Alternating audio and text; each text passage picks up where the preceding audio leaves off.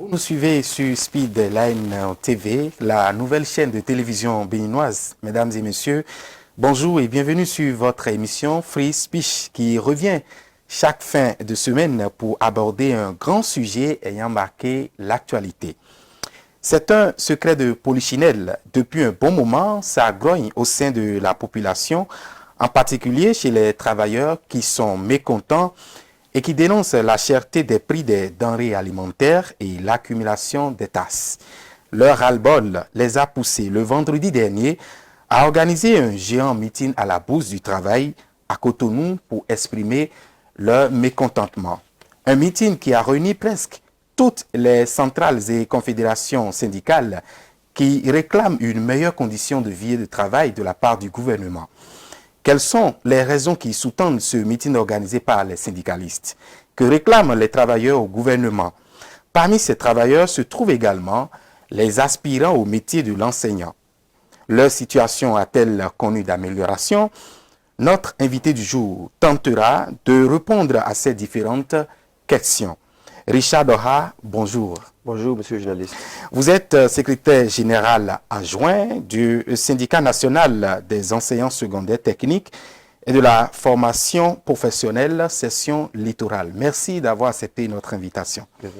Alors, monsieur Doha, nous avons assisté le vendredi dernier à la Bourse du Travail à Cotonou, un géant meeting qui a réuni presque toutes les centrales et confédérations syndicales. Alors, pourquoi ça grogne autant chez les travailleurs aujourd'hui au Bénin? Nous sommes quand même au temps du hautement social. Monsieur le journaliste, je vous remercie. Ça devrait grogner parce que on dit, lorsque sous un vous êtes, il faut vous taisez. Par-dessus votre tête, il y a les oiseaux qui laisseront le fiance. Il faut trouver de la voix pour dire non, que ça ne va pas. Et effectivement, tout le monde sait, le lambda du Béninois sait que ça ne va pas. Tout coûte cher. Les prix ne sont pas régulés. Et dans ça, les taxes par-ci, par-là, ça commence pas à asphyxier le travailleur. Et quand on en arrive à cette extrémité, il faut vraiment lever le ton et dire halte. Alors, s'il y a eu le meeting hier à la Bourse du Travail, vendredi, elle a dit, c'est pour dire non. Non à la cherté de la vie. Non au libéralisme sauvage. Dit non et exiger bien sûr la régulation des prix, puisque c'est d'ailleurs du devoir du gouvernement de réguler les prix. Quand en janvier passé, les transporteurs de motos qui vendent les motos à haute route ont monté les prix sur un coup de tête, on a eu la rencontre avec le DGI. Pour, bon, et à la sortie de leur rencontre, il y a eu quand même une substance qui nous a été livrée. Les douanes n'a pas monté, du coup, on ne peut pas aussi monter les prix des motos. Et puis ils ont compris. Et il y a une régulation. Il y a une régulation parce que je l'ai acheté par exemple à 632 francs, il n'y avait pas encore un an. Mon voisin juste à côté de moi l'a acheté en janvier à 802 000 la moto. La Audio 115S. Aujourd'hui, c'est descendu à 700 000 francs environ. Alors vous voyez, ça veut dire que le gouvernement peut, et non pas peut, mais doit normalement réguler les prix. Et laisser, et oublier, éviter la spéculation. Sinon, par-ci, par-là, on monte parce qu'on dit, bon, comme tu as plus de prix, et bien nous aussi, on va monter, on monte de façon arbitraire. Le gouvernement a normalement son devoir-là, de réguler les prix pour le bien-être des travailleurs. Alors, c'est vrai que ça a grogné hier lors de ce meeting-là, mais vous avez quand même, est-ce que vous avez fait une démarche auprès du gouvernement pour commencer quand même une série de négociations qui peut aboutir à vos différentes réclamations? Très bien. Toutes les fois qu'il y a eu rencontre entre les confédérations, les centrales et le gouvernement, le point qui tient tellement à cœur à nos représentants, à nos secrétaires généraux, c'est comment arrimer les revenus des travailleurs par rapport à l'évolution des prix. Je me rappelle pas plus tard, il n'y a pas longtemps, lorsqu'il y a eu une rencontre, notre EG de la COSI, Jadari, a dit au gouvernement, faites quelque chose. La dernière fois que nous avons eu d'augmentation de salaire, c'était sous le pouvoir de feu, c'était en 2011. Ça fait il y a 11 ans. Il y a 11 ans, et faisons un travail très simple. Hein. Je prends par exemple à tout hasard le maïs séché. En 2016, en décembre, ça coûtait 173 francs la mesure. En décembre 2021, nous sommes partis à 294. Ça fait 110%. Monsieur le journaliste. Je prends par exemple la tomate fraîche, simple, qui était à 262 francs le kilo en 2016, qui est passé à 541 francs, soit 107%. Monsieur le journaliste. En ce moment, est-ce qu'il y a une minoration du SMIC ou bien d'indice salarial? Alors, qu'on mette le même salaire, ou même qu'on soit d'ailleurs en train de baisser, et que la vie coûte cher, ça asphyxie. Donc, toutes les fois qu'il y a rencontre, les conversations n'ont cessé de dire, Monsieur le Président, par rapport à la charité, dès que les choses évoluent, il importe que le SMIC soit augmenté et que l'indice salarial soit augmenté afin que nous puissions vraiment vivre au mieux.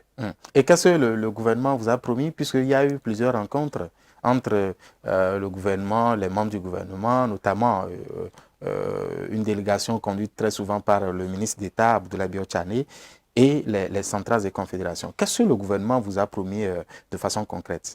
Bon, en décembre passé, nous avons eu l'annonce.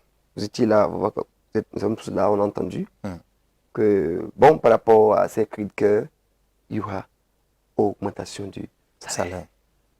Et tenez-vous bien, bien assis plutôt. On n'a pas encore augmenté le salaire, mais déjà, à partir de janvier, on a supprimé l'IRPP.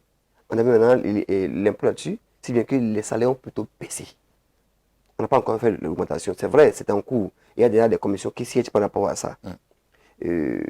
On ne sait à quelle proportion. On y vient avec ce que souvent on va parler encore en détail par rapport à ça. Mais en dehors de ça là, l'augmentation des salaires qui sera la bienvenue, puis ça pourra essayer de créer quand même la proportion. C'est-à-dire, entre le pouvoir voilà, et très bien. Il y a aussi que nous avons aussi besoin d'une structure. Avant, sous le gouvernement des feux, il y a le NASA par exemple, qui essaie de réguler un peu les prix. On sait par exemple le prix par exemple, du maïs ou bien du blé, c'est par rapport à le NASA que les prix étaient régulés. Par exemple, on ne veut pas être trop en dessus, sinon tout le monde va s'en aller. D'ailleurs, vous avez vu, tout le monde allait vers le NASA, puisqu'on voyait que le prix était. Ça a obligé aussi le marché à rester dedans. Le gouvernement actuel, vous et moi, on a tous vu, a dissous le NASA, et il n'y a rien comme structure de régulation. Donc, en dehors, par exemple, de l'augmentation qui est annoncée, qui n'est pas encore faite, il faut absolument aussi qu'on ait une structure de ce genre qui régule et qui recadre chacun dedans. Parce que on ne va pas dire, par exemple, que le champ qui a porté du maïs en 2016, aujourd'hui que le champ brusquement a pas pris de prix. Le champ, c'est le champ, c'est toujours là. Est-ce que vous voyez? Et le cultivateur, il est toujours lui. Alors, qu'est-ce qui a pris de prix pour que, automatiquement, le maïs quitte, par exemple, tel pour aller à 70% et ainsi de suite. Vous voyez un peu? C'est un peu ça. Est-ce que vous ne forcez pas trop la main au gouvernement, puisque ce gouvernement a quand même annoncé ce qui se passe? Et l'autre chose, la fois dernière, le chef de l'État, dans son discours, dans son message adressé à la nation, a quand même essayé de donner les raisons pour lesquelles aujourd'hui tout est aussi cher. On parle notamment de ce virus-là, Covid, qui est venu tout remettre en cause. Est-ce que vous n'allez pas quand même donner un peu de l'âge de manœuvre à ce gouvernement pour essayer de prendre du temps pour mettre les choses en ordre? Je suis d'accord avec vous. Mais lorsque l'opinion publique a entendu automatiquement que, allez, le salaire monte déjà, hein, sous peu, ils vont tous. Vous avez vu ce que ça s'est passé sur le marché. Puis ils se disent que bon, ceux qui achètent là déjà, on va augmenter leur salaire. Et ça a été dit avec Macadam, mais avec bruit. Alors, comme la campagne que. Bah, et dans le tête du lambda, celui qui n'est pas trop instruit pour comprendre, pour lui, le gouvernement a déjà dit, vous voyez comment il vit bien là. On l'a comme ça, là. Nous, même moi, paysan, pour paysan que je suis, je ne gagne que des fois de ma soeur, mais déjà le travailleur, on a déjà qu'il va augmenter le salaire. Jusqu'à présent, il ne veut pas savoir qu'on va augmenter et qu'au contraire, on a plutôt diminué. Est-ce que vous voyez? Oui. Alors, vous dites qu'on force la main. Vous ne pouvez pas le dire ainsi, puisque vous savez très bien comment se passait sous les régimes pas passé, les régimes antérieurs. Très bien comment ça se passait. Aujourd'hui, il y a eu des restrictions de nos libertés où s'exprimer même est un peu plus. Mais cela ne vous a pas empêché. Cela ne vous a Voilà, pas empêché c'est d'organiser quand le vous dites que, meeting. voilà, quand vous dites que nous forçons la main, dites-moi, depuis que le gouvernement en place est là, combien de ce genre de meeting vous avez déjà eu? On n'a pas forcé la main. Seulement quoi? Il faut de la voix et dire attention. Ce qui se passe, ce n'est pas bien. Ça prend une proportion insupportable et ça asphyxie. Ça asphyxie. Si par exemple on annonce une augmentation qui n'est pas encore faite et que le salaire diminue. La commission est déjà là, il y a plusieurs commissions. La commission est là, mais ça va finir quand? Qui travaillent on déjà. sait comment ça se passe. Ça se passe comment? Notre souhait, c'est que ça se passe bien vite pour que effectivement ça puisse compenser. Parce que quand vous avez par exemple une augmentation et déjà sur le marché tout a pris de prix et que automatiquement le salaire a baissé encore, vous voyez, ça nous fait vivre la merde, c'est pas facile. Donc, en faisant le meeting hier, c'était pour dénoncer et dire vraiment, nous disons non à ça, la chute de la vie. Si quelque chose peut être fait en la matière, on parle de Covid. Écoutez, Covid n'est pas venu quand même dans le champ pour empêcher le climatique de faire son champ. C'est vrai, Covid a effectivement agi sur tout le maillon, on sait. Mais ça ne peut pas quand même amener jusqu'à l'extrémité où on est là, vous et moi, nous sommes aujourd'hui. Allez acheter par exemple du pain. Non, sinon du pain quoi? Même du attachage au bout de la voie. Aujourd'hui, on ne vend plus pour les enfants, ni pour ses enfants. Si c'est enfant, c'est dans ta bouche, c'est dans ta de traitement, c'est pas dans un plat. Or, en temps, on pouvait acheter à manger pour 100 francs, je suppose. Alors, si les choses évoluent comme ça, il faut automatiquement que le dossier monte avec pour que ça marche. Merci beaucoup, Monsieur Richard Dora. Nous allons continuer cet entretien, mais en attendant, nous allons marquer juste une coup de pause publicitaire et nous allons revenir pour continuer l'entretien. Alors, Monsieur Richard Dora, nous allons à présent aborder les différentes réclamations. Hier, le vendredi dernier, vous avez quand même fait égrener beaucoup de chapelets, j'allais dire, vous avez égrené votre chapelet de revendications et Dieu même sait qu'il y a beaucoup de choses que vous réclamez à l'État. Quelles sont ces différentes réclamations-là? De façon substantielle, l'augmentation du salaire, nous demandons que ce soit à une proportion donnée pour que ça puisse vraiment profiter aux travailleurs. Au passage, à peine installé que le gouvernement actuel a augmenté, sinon même décuplé les salaires politiques. Quand vous êtes par exemple SGM aujourd'hui, ou bien vous êtes DC, ou bien DAC, là, vous vivez le luxe, vous roulez les voitures maison, votre mode de vie, votre mode de vie, comme ça, votre mode de vie devient insolent, vous vivez... Le travailleur, ça ne peut pas comparer. Je sais. Alors, lorsqu'on a pu faire ça pour la minorité, que coûte-t-il? Vous avez parlé de la minorité. Pour la minorité. Mais ici, chez vous, c'est un grand nombre. Justement, Quand on prend, par exemple, le monde des enseignants, c'est un grand nombre. Y a-t-il de décès, de DAC ou bien de ministre, même de président sans enseignant? Si dans un champ il est resté, ou ils sont restés, à être juste cultivateur ici, ou bien aller vendre au bord de la voie de l'eau fraîche, ils ne seront pas ministres, ils ne seront pas décès, ils ne seront pas présidents. Donc il n'y a pas d'alternative sans nous. C'est nous qui les formons. Et puis, vous voyez, lorsque nous parlons de ça, ce qui est sûr, le gouvernement a toujours clamé haut et fort à la rue comme à la campagne que nous avons la bonne santé financière et économique dans le pays. C'est tant que c'est ça, et qu'on a pu le faire pour les salaires politiques, rien ne devrait empêcher qu'on le fasse aussi pour le travail que nous sommes, et qui d'ailleurs faisons le travail. C'est nous qui travaillons. Et ils sont en haut, ils donnent les directives, c'est nous qui faisons le travail.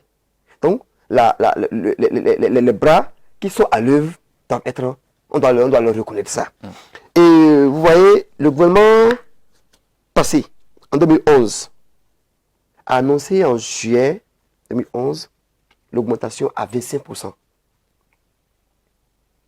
Et cette augmentation a commencé à partir de janvier 2011. Ça vous dit quoi? Il y a eu une rétroactivité. Donc aujourd'hui maintenant, nous demandons quoi encore? Que si par exemple l'augmentation, il doit y en avoir, que ça prenne effet à partir du 1er janvier 2022. Un peu comme ça s'est passé sous le gouvernement passé en 2011. Et puis le décret même qui a l'application l'augmentation de 1,25 sous le président Yahi, c'est le décret 2011-505 du 5 août 2011. Mais nous avons joui de l'application à partir de janvier. Donc en faisant alors l'augmentation maintenant, que ce soit aussi ainsi en rétroactivité où tout janvier soit prêt jusqu'au jour où ça a été, nous aurons les arrêtés de l'application et continuellement. Puisque nous avons déjà eu la baisse de salaire à partir de janvier. Donc si par exemple c'est en décembre prochain qu'on dit bon maintenant on va faire augmentation et que c'est maintenant que ça va prendre ses effets, c'est ce qu'on a perdu. Est-ce que vous voyez? Donc l'augmentation doit être rétroactive jusqu'au niveau de janvier 2022 et continuellement. L'autre chose est que, ayant clamé que tout va très bien et sinon pour le mieux, aujourd'hui, l'augmentation s'il doit y en avoir, ça doit être au-delà de 27%. Puis déjà, on doit faire mieux. On ne travaille pas pour stagner, c'est pour évoluer. Mais le gouvernement a quand même aussi d'autres priorités. En dehors des travailleurs, de nombreux chantiers dans le pays à réaliser. Donc, on ne peut pas quand même tout mettre à l'avantage de ces travailleurs-là. Vous ne voyez pas ça?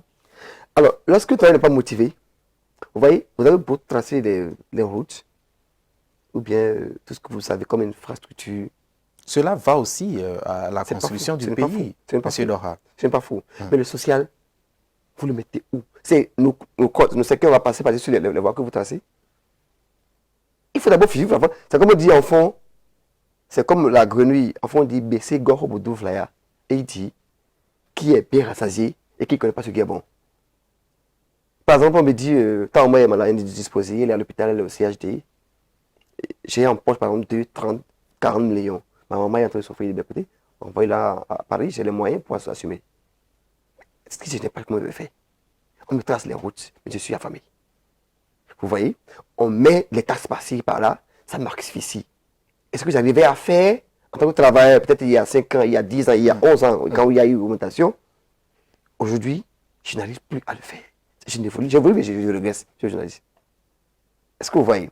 En dehors de ça, nous avons aussi l'autre point qui est le SMIC apporté à 60 000 minimal, sinon 70, 80, pourquoi pas. Et l'augmentation ainsi va pouvoir alors impacter non seulement nous, au public, mais aussi les systèmes parapublics et privés, pour que chacun puisse se retrouver au moins avec un peu dans ce qui se passe et avoir une bouffée d'oxygène pour me soupirer. Dans les différentes revendications, vous criez votre ras-le-bol également en ce qui concerne les tasses. Or, vous le savez tout autant que moi, le Bénin n'a pas une grande ressource minière, n'a pas quelque chose à vouloir vraiment exploiter. Cependant, tout repose sur la fiscalité, tout repose sur les taxes. Est-ce que vous ne voyez pas que le gouvernement a fait mieux? Parce que tout le monde devrait contribuer, n'est-ce pas, à la construction du pays. Donc, réclamer à ce qu'on annule ces taxes, est-ce que vous ne voyez pas que vous allez un peu trop loin, M. Dora? Je suis d'accord avec vous que nous devons tous contribuer. C'est l'édifice de tous. Le pays aujourd'hui, si le pays aujourd'hui a eu un plus, ce n'est pas seulement pour le président, c'est pour nous tous. Notre Bénin aujourd'hui a changé quelque chose. Est-ce que vous voyez? Donc, y contribuer. On n'est pas contre. Mais que ce soit dans une proportion qu'il faut, que ce soit de façon progressive et digeste. Lorsque ça tombe sur vous comme un coup de massue, pendant que vous n'y êtes pas préparé, pendant que, par exemple, comme je l'ai dit tout à l'heure, que par exemple, quelqu'un par exemple, achète une moto en décembre ou bien en octobre à 600 000, 630 000, et que l'autre veut l'acheter maintenant en janvier, achète à 805 000 francs. Monsieur le journaliste, vous voyez? Et c'est le même. En fond, on dit, lorsque par exemple, vous faites cocota, vous tirez l'oreille, vous tirez le poil, les sous-sourcils, ou bien vous tirez la joue, c'est la même tête. C'est la même tête que vous, la même tête. On ne peut pas tuer un animal et trouver dans sa poitrine de cœur. C'est pas possible. Donc, il faut savoir le faire de façon digeste pour que ça puisse aider. Et aussi, en le faisant, en montant de l'autre côté aussi, il faut penser à nous. Puisqu'on a pensé d'abord à, et si on est arrivé, il faut penser à eux-mêmes. En mettant la barre très haute pour les salaires politiques. Donc, pensez à nous. C'est une proposition qu'il faut serait bien. C'est déjà annoncé. Ce que nous attendons, c'est quoi? Que ce soit vraiment conséquent et substantiel. Pour qu'on ne soit pas en train de dire, bon, on vous met 20 000 là-dessus, on met 10 000 ici, par là. Ce serait vraiment misérable. Et ça aurait vraiment été un recul. Et mieux, l'autre chose que nous voulons aussi, c'est quoi? Que nous souhaitons, c'est que, en faisant l'augmentation, que ce soit sur le point indiciaire, pas augmenter en l'air, parce que quand on le fait ainsi, ça ne profitera pas aux travailleurs qui ont fait valoir leur droit à la retraite. Ceux qui sont déjà à la retraite sont Ouais. déjà à la retraite. Enfin, et aussi, il ne vit pas la sécurité de la vie, monsieur le journaliste. Par exemple, le président de ma chorale, le vieux, qui vit aussi autant que moi d'ailleurs, et qui est là même encore en forme, a autant de charges encore que moi, même plus que moi.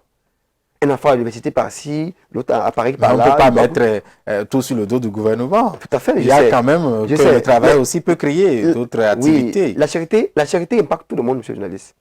Et puis, le travail peut créer, vous avez dit. Ou bien. Tout à fait. En fait, et aujourd'hui, le gouvernement fait tout possible pour que ça soit favorable pour tout le monde, la création, par exemple, des entreprises et autres. On n'est pas trop libre comme ça pour créer. Quand vous travaillez pour l'État, vous êtes comme en prison. Vous ne pouvez pas aller créer comme ça quelque chose en votre nom. En votre nom, dans les tests même, ce n'est pas autorisé. Parce que l'État, c'est que vous risquez de plus vous consacrer à votre activité que ce pourquoi il vous l'a recruté. Donc, tout est régulé, monsieur le journaliste. Alors, et comme on le dit, qui vient à l'hôtel, vide l'hôtel. C'est pourquoi nous disons vraiment que quelque chose soit fait. Et sur le point indiciaire, pour le SMIC, là, ça pourra emballer tout le monde et nous nous sentirons à notre aise. Merci, monsieur Richard Dora, secrétaire général adjoint. Nous allons aborder notre volet du sujet. Il s'agit bien évidemment d'une catégorie de travailleurs, les aspirants au métier de l'enseignant. On a constaté qu'au début de l'année, ça a grogné également, notamment en décembre. Ces travailleurs, cette catégorie de travailleurs a voulu, n'est-ce pas, aller en grève pour réclamer également les meilleures conditions de vie et de travail. Aujourd'hui, certains sont suspendus. Quelle a été votre démarche aujourd'hui auprès du gouvernement ou notamment auprès du ministère pour essayer de ramener ceux-là? Très bien. Vous voyez, la situation des AME, le gouvernement, pour parler en bref, a violé les tests de la République. Comment ça? Voilà. Il y a l'arrêté portant charge horaire des enseignants qui existe déjà. Et là même, il y a la discrimination, mais c'est encore digeste. Puisque ça fixe par exemple les AME, ceux qui sont EPA, ou bien PA, à 22 professeur heures. Adjoint, vous voilà, voulez dire élève professeur adjoint. Les licences et puis BAPES. Et les EPC, donc maîtrise, et les PC, donc CAPES. Les professeurs certifiés et les élèves professeurs certifiés. À 20 heures. On en est là comme quand, sans autre forme de procès, sans plus rien, comme on passe à 28 fois 30 heures de cours par semaine. Avec nos classes à effectif, on ne peut plus pléthorique. Alors, quelle qualité d'enseignement on attend des gens qui sont traités de la sorte. Et le comble, c'est qu'ils n'ont pas la parole pour parler. Vous avez vu, de le dire, ceux qui ont voulu exprimer leur halo pour dire, ben, couille. On l'a suspendu. Augmenter par exemple les charges horaires de 20h à 28h, est-ce que ce n'est pas une manière pour, n'est-ce pas, pallier à ce manque d'enseignants dans nos écoles, par exemple, pour permettre à nos enfants d'avoir des enseignants? Monsieur le journaliste, ce n'est pas une solution selon vous? Savez-vous que jusqu'à aujourd'hui, là où nous parlons ici, il y a des classes en professeurs encore dans le pays? Alors, au même moment, dans la base de l'État, il y a des enseignants aspirants admis aux tests qui sont là, ne sont pas déployés sur la maison. Ça tu comprends? Ça n'a pas l'air paradoxal. Et en mettant 28 heures, quelle qualité d'enseignement, je vous répète encore, on attend de quelle prestation et pour former quel citoyen pour demain. Si nous avons été formés ainsi, je ne suis pas sûr qu'aujourd'hui nous soyons en train de parler du français aujourd'hui potable. Et si les gouvernants aussi ont été formés dans ces conditions, je ne suis pas sûr qu'aujourd'hui ils soient gouvernants. C'est trop compliqué ce qui se passe. Vous avez par exemple pour le français, je prends au hasard, moi je fais en anglais, qui par exemple a 30 heures, il a peut-être 4 à 5, 6 classes, où il doit faire lecture, communication écrite, une classe de 70 élèves fois 6. C'est-à-dire quand il fait une interrogation une, deux fois, il rentre avec des milliers de copies. Il doit préparer les cours, il doit être au cours tous les jours pratiquement. c'est tellement si stressant. Et c'est tellement trop de charge que le travail n'est pas en train d'être bien fait. Avouons-le. Et c'est comme si le gouvernement aussi, excusez, l'éducation, bon, je ne sais pas, n'est pas trop une priorité pour le gouvernement. Non, sinon, pourtant une on est en plein février, fin février, et nous avons encore des classes sans enseignants. Est-ce que ce n'est pas quand même un système mis en place qui devrait être félicité hein, par vous qui êtes les enseignants? Parce que par le passé, il y a manque criard d'enseignants dans nos écoles. Aujourd'hui, on a quand même réglé la solution. Est-ce que ce n'est pas un bon système mis en place? La réforme n'a pas été bonne selon vous? Le fait, par exemple, de remplacer les vacataires autrefois par aujourd'hui les aspirants qui occupent désormais nos enfants dans les écoles. Est-ce que ce n'est pas bon, cette réforme-là? La réforme en elle n'est pas mauvaise. Seulement, il faut l'améliorer pour le bien de ceux qui travaillent. Écoutez, dans les revendications que nous avons, il y a par exemple l'aspect là qui est que, soit carrément, on organise des tests de recrutement. Qu'est-ce qui empêche de recruter? On recrute un peu partout. On fait même un concours pour un corps où il n'y a même pas de mais ils sont trop nombreux. Entre-temps, si quand vous dites trop nombreux, oui. Alors on dit, si vous mettez le pays dans l'ignorance, vous allez regretter. Le trop nombreux, c'est qui? L'État est censé assurer l'éducation et sans faille, bien sûr. Chaque citoyen. Dire trop nombreux, c'est comme si bon, l'État veut démissionner. Alors, trop nombreux, vous allez les envoyer pour devenir Togolais, ou bien Camerounais, ou bien des Ivoiriens, pour dire bon, le trop plein là où font les fous quelque part, et bien on pourra secouer le reste. Non. Chaque citoyen, nombreux ou pas, a sa part, a sa pierre à apporter à l'édifice, c'est la question de l'État ou du pays. Donc, le trop nombreux ici, ce n'est pas parce qu'on est trop nombreux qu'on ne va pas recruter, non. Et le recrutement aussi. Le gouvernement a quand même trouvé une solution. Aujourd'hui, ils sont payés 9 mois quand même. Aujourd'hui, 9 mois. Vous êtes payé de famille, on vous paye 9 mois, on vous laisse en rade pour 3 mois d'abord, disons même 4-5 mois, puisque quand on va en vacances, il n'y a pas de salaire. À la reprise encore, pour qu'on ait le premier salaire, vous savez que c'est la croix et la bannière. C'est la croix et la bannière. Il faut tes papiers, le gouvernement, le pas envoyer, les services faits, ceci, cela, et il passe pratiquement 4, 5, 6 mois sans salaire. Banalement. Avant qu'on dise, bon, maintenant c'est fait, maintenant on enlève. Vous voyez, c'est de la précarité. Au même moment, les permanents perçoivent le salaire chaque date fin, ou même avant. Les statuts ne sont pas les mêmes. Alors, on fait le même travail, monsieur le journaliste. On fait le même travail et ils font plus que nous. Quand par exemple, il a 28 heures, quand il a 30 heures, au moment où moi j'ai 18, ou j'ai 20 heures, vous ne voyez pas que c'était discriminatoire. Alors, qu'est-ce que nous disons? Si par exemple, on peut lancer des concours pour recruter, comme ça se faisait au temps des autres gouvernements, ce serait bien. Ou carrément, si c'est ça qu'il faut maintenir, alors améliorons. Passons par exemple à 12 mois sur 12. Pourquoi pas? Donc, il y a par exemple les mêmes chances que les autres avec qui ils font le même travail ou même ils font le travail mieux. C'est ce que nous disons. Recruter par concours normalement. Et là, on sait que bon, ils ont écoutez, là j'ai voulu. Ceux qui par exemple étaient là en 2016 quand le gouvernement arrivait, qui peut-être avaient peut-être 30 ans. Le gouvernement passera 10 ans sans recruter, ils resteront dans la précarité jusqu'à ils vont partir 10 ans à 40 ans. À 40 ans, vous voyez ce que ça signifie? 40 ans, vous avez déjà pris, vous êtes déjà en benne. Si vous étiez bien fonctionnaire déjà à 40 ans, vous êtes déjà à 20 ans de votre retraite. Est-ce que vous voyez? 10 ans sans bouger. Et même si vous êtes aujourd'hui aspirant, votre salaire est stable, là. Ça ne bouge pas, ça ne gagne pas. Mais vos charges augmentent.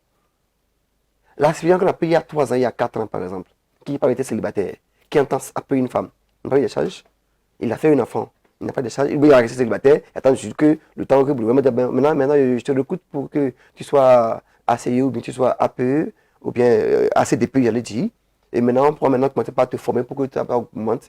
Dans le temps, les charges n'attendent pas. Donc celui qu'on a recruté, j'ai dit célibataire, il y a peut-être 3 ans, comme aspirant, jusqu'à aujourd'hui maintenant, il est demeuré célibataire, même salaire.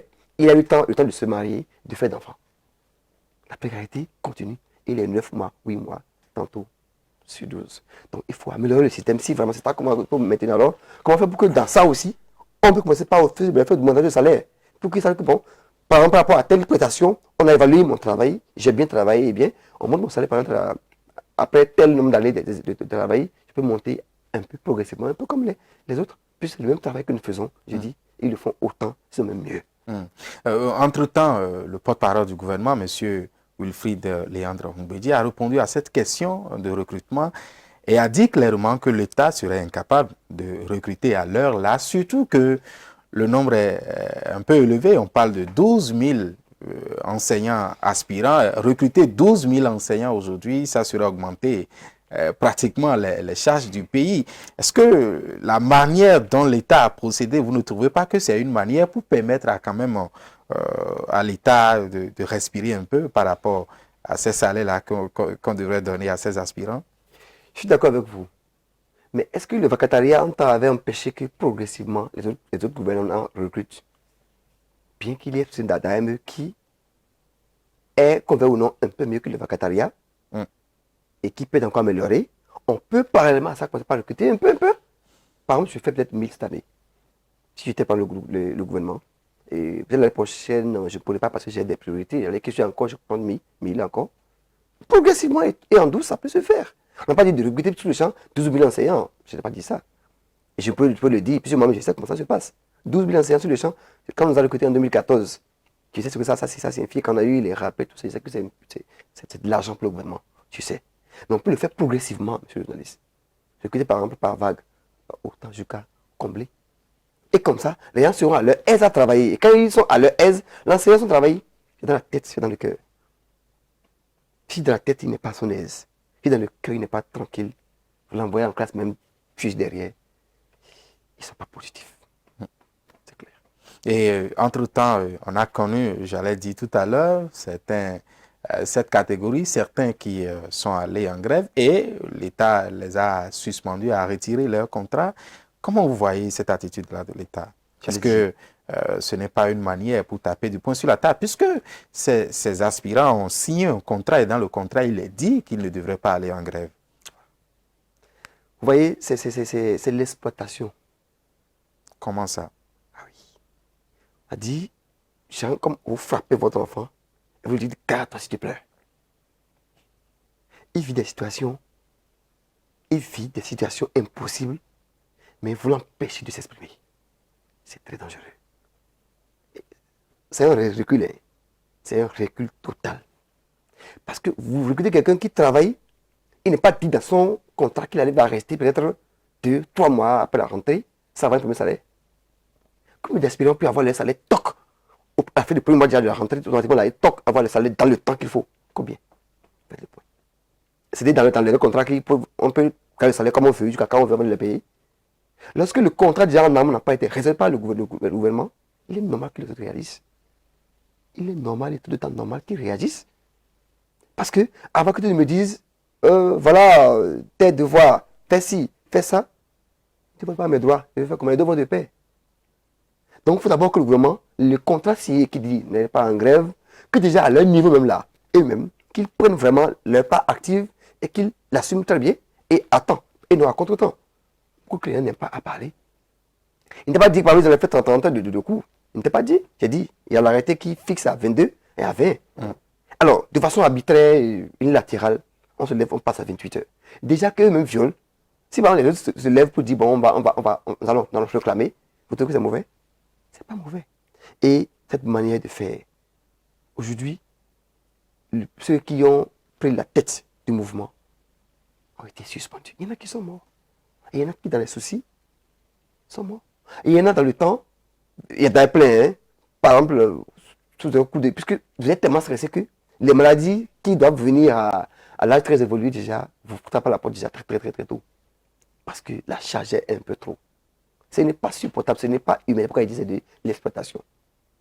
Alors, cette manière de faire n'est pas bien. Et nous l'avons dit, nous le disons toujours. Réclamer ce qui est de mon droit, c'est tout en temps légitime à mon avis. On ne doit pas m'en vouloir si je réclame. Donc, bref, ce n'est pas bon. Et nous avons dit, ceux qui étaient suspendus, les démarches sont en cours pour que, si tout va bien, on puisse les rétablir. Et ceux qui sont morts, et quelles sont concrètement ces démarches-là que vous avez menées? Parce qu'entre-temps, il n'y a que ces aspirants-là ont décrié le silence coupable aussi des centrales et confédérations syndicales. Ils disent clairement qu'ils ne sont pas soutenus par les aînés. quelles sont réellement les démarches concrètes que vous avez menées? Quelque chose qui pouvait aujourd'hui permettre à ces aspirants qui ont été retirés de la base de données, qui ont été suspendus, d'espérer quelque chose. Qu'est-ce qui a été fait de façon concrète? Les démarches sont d'abord, on a dénoncé, et les démarches sont en cours entre les centrales et le gouvernement par rapport à ça.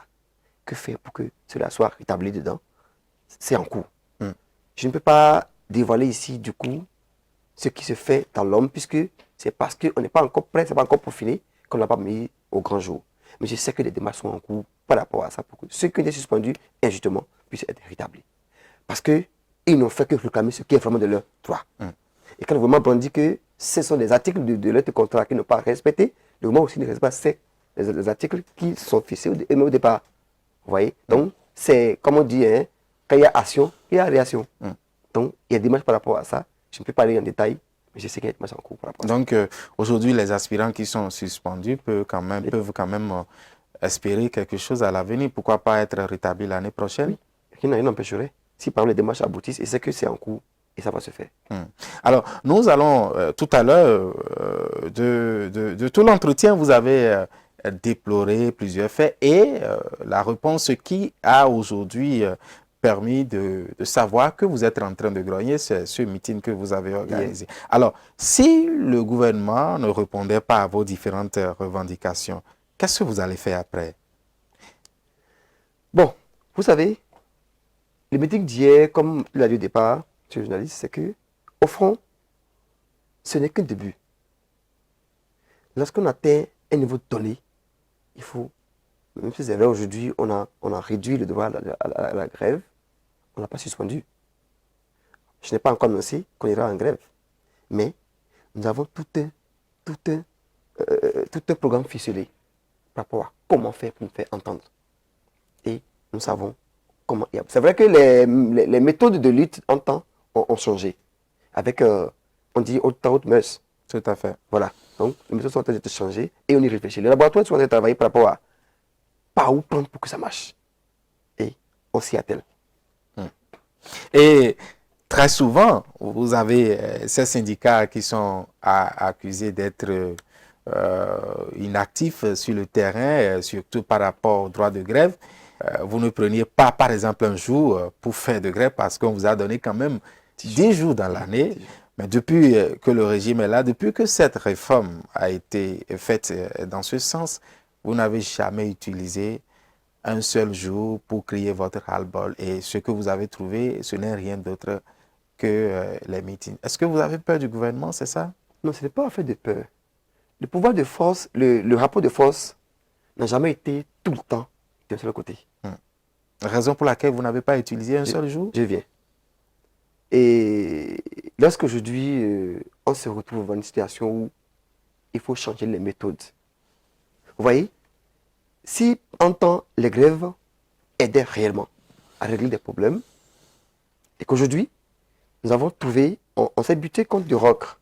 On a pensé maintenant à faire les choses autrement. On ne s'est pas tué. Il y a beaucoup de choses qui se font dans l'homme qu'on ne vous dit plus. On veut savoir. Parce que c'est pourquoi aujourd'hui, il faut que les travailleurs sentent que vous êtes en train de faire lorsque vous avez un adversaire qui connaît le pied sur lequel vous restez pour bien le combattre, c'est pas bon pour vous. Il faut que votre laboratoire... Le pied, c'était quoi? C'était la grève? Non. Si par exemple, vous avez des techniques pour le combattre, et il sait comment ça va se passer en avance, il peut se préparer. Du coup, j'ai dit, dans l'homme, beaucoup de choses se font. Et le meeting d'hier, ce n'est qu'un premier, peut-être pour annoncer d'autres actions qui vont suivre après. C'est vrai, vous avez dit, bon, vous avez peur du gouvernement en place, ce n'est pas fait de... On n'a pas de gouvernement en place. Mais c'est que nous aussi, nous réfléchissons à comment faire pour arrémer. Parce que, un problème, solution. Si par exemple, en temps, on passait par la grève pour réussir à forcer la main et avoir ce que nous voulons, et qu'aujourd'hui, par exemple, là, nous avons trouvé que, bon, ça n'aboutit plus bien, n'aboutit plus, on a commencé par réfléchir autrement. Donc, on va prendre le de faire peut-être de la grève avant de... Encore que, nous avons 10 jours, vous avez dit. Les 10 jours, qui a dit maintenant qu'on ne va pas les utiliser? Vous n'avez jamais utilisé. Est-ce qu'il y a un an? Depuis que ce régime-là, vous n'avez jamais utilisé. Il y a 2 ans. Depuis le début de ces réformes-là, vous n'avez jamais utilisé. Est-ce qu'il y a un an, il y a 6 mois, il y a eu intermittent par exemple à bourse de travail? Donc, de l'avoir fait hier n'est pas pour vous. Qu'est-ce qui va se passer de nouveau? C'est ça en fait. Non, un meeting par exemple, ça ne dissuade pas trop. Pour dénoncer, c'est un début d'une série d'actions en cours. Et c'est ça. Il faut voir comment faire pour. Comment y aboutir. Ce qui est sûr, on ne peut pas quand même rester à se taire pendant que ça ne va pas. Alors, on va dire, ils ne sont plus là. On est là pour défendre les travailleurs que nous sommes. Et tout à fait normal que, en partant du meeting hier, d'autres actions, bien sûr, doivent suivre pour que nous puissions aboutir à nos revendications. Aujourd'hui, que diriez-vous, ou bien qu'est-ce que vous allez dire à ces travailleurs-là, à ces syndiqués qui vous accusent, il faut le dire, d'être inactifs en matière des actions à prendre pour pousser le gouvernement à agir? Le problème, en général, ce n'est pas forcément qu'on est inactif, mais c'est que il faut aussi étudier la tendance. Parce que le syndicaliste, sinon le secrétaire général, n'est pas secrétaire général du vide. C'est comme on le dit, la patrie n'est patrie que d'hommes. Alors, vous dirigez une équipe des gens, des travailleurs. Et il faut voir aussi la tendance. Il ne faut pas prendre des décisions de votre coup de tête pour dire, bon, écoutez, je me décide, moi, tu ne décides rien. En tant que j'ai même d'une confédération, vous consultez très souvent la base. Mais cette base-là vous accuse très souvent. Justement, la base qui accuse, si elle se tient prête, effectivement, à aller dans le sens de quoi faire pour que ça marche, nous sommes prêts. Vous avez vu, en décembre passé, quand nos amis, les AME, ont lancé le mouvement, je vous dis, s'il y avait eu réellement cette base dont vous parlez, qui est prête à la chose pour que ça marche, ça n'aurait pas échoué. Quand par exemple on lance un mouvement pour la modernisation de tes conditions de vie, et toi qui dis, moi j'ai peur, hein, tu t'en vas en classe. Alors, comme ça, vous fragilisez le mouvement et vous livrez ceux qui sont devant. Parce que c'est ensemble que vous allez lutter pour améliorer vos conditions. Vous voulez dire par là que c'est plutôt la base qui est native, c'est ça? Je n'ai pas encore dit ça. Ça, moi je dis, il faut que nous arrivions à un juste milieu où nous sommes d'accord sur quelque chose, et ils sont d'accord sur la même chose, et ensemble, on va mener la lutte. On est prêt. Et ce qui est sûr, même sans forcément aller à la grève, je dis, il y a tellement de techniques aujourd'hui pour aboutir à ce que nous voulons. Eh bien, pourquoi vous n'avez pas trouvé cette technique avant? On parle aujourd'hui c'est en réfléchissant qu'on a pensé que élevé, mais depuis des années, vous n'avez pas pensé à ça. Pourquoi c'est maintenant? Alors, peut-être que c'est maintenant que nous sommes prêts à commencer. Et ça a commencé par le meeting. Pourquoi vous n'étiez pas prêt avant? Alors, il fallait y réfléchir pour voir par où prendre. 2 ans, 3 ans, réfléchir pendant 2 ans, 3 ans avant. Parce que ce n'est pas seulement aujourd'hui, les travailleurs, si c'est vrai qu'il y a augmentation des prix des denrées, les tasses et autres, mais il y a de cela 1 an, il y a de cela 2 ans, 3 ans, il y avait quand même d'autres choses que les travailleurs réclamaient, que vous pouvez, n'est-ce pas, dénoncer. Mais tout ce temps, ça a été un silence plat, où la base vous accusait même parfois d'être en connivence avec le gouvernement. Oui, je suis d'accord avec vous. Il y a eu beaucoup de choses qui c'est pas forcément exposé à la grande face. Au vu de tout le monde. Par exemple, aujourd'hui, quand on parle d'avenant, quand on parle de reclassement, les travaux pour les grades à augmenter et autres, beaucoup de choses se font aussi sans forcément qu'on ait à faire de bruit. Et ça, il faut le connaître. Alors, il y a des choses, par exemple, qui se font, des réclamations qui se font sans forcément que ce soit au bout de vous, au bout de magasin, au bout de vous et là. Ça se fait en douce. Par exemple, aujourd'hui, nous sommes arrivés à un point où il y a beaucoup mieux comme technique de travail, technique de réclamation, de revendication, que forcément le bruit. Beaucoup de bruit pour ne rien apporter. Vous voyez?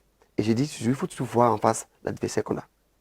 Pour voir comment faire pour. Il ne faut pas se dire, ce que j'ai fait sous le temps de Matoula Zalem comme technique de lutte, je me tiens dans le temps mordicus, quel qu'en soit. Non, il faut évoluer avec. Les choses évoluent aussi. Hein. Alors, vous voyez, par exemple, je dis, pour la formation, le recyclage des enseignants, ceux qui doivent aller en formation. Par exemple, maintenant, nous sommes à un niveau où, pour avoir une éducation de qualité, il faut former les enseignants, former et les recycler. Alors, avant, vous avez pu voir, par exemple, tout un tas de mouvements avant qu'on le mette en formation, avant qu'on ait les été mis en formation. Aujourd'hui, c'est Aujourd'hui, régulier. maintenant, c'est pas que c'est régulier, mais ça se fait de façon beaucoup plus discrète et beaucoup plus posée, et beaucoup plus tactique et technique. Aujourd'hui, par exemple, l'année 2012, 2014 que je suis, 2016, il y en a qui ne sont pas encore formés. Mais aujourd'hui, maintenant, on a eu, par exemple, les démarches sont en cours, ça forcément fait du bruit haute mesure, pour qu'il y ait déjà les arrêtés de mise en formation qui sont en cours, qui doivent sortir sous peu. C'est vrai, il y a eu un peu de coq en jambe dedans, mais on y est presque.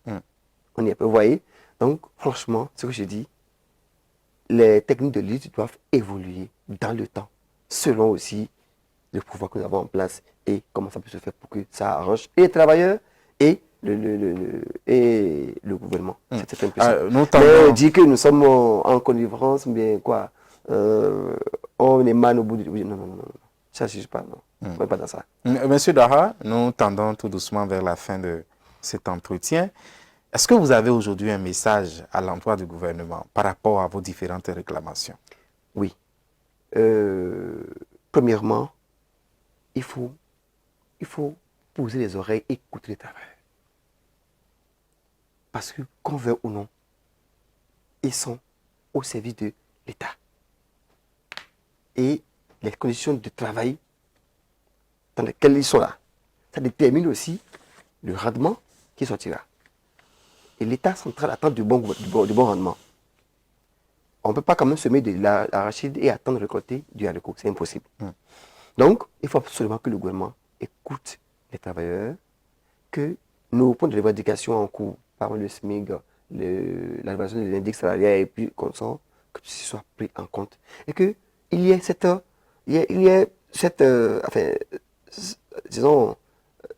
aise que nous proclamons. Parce que travailler et être toujours asphyxié, ça ne cuit pas d'un bien-être à tous.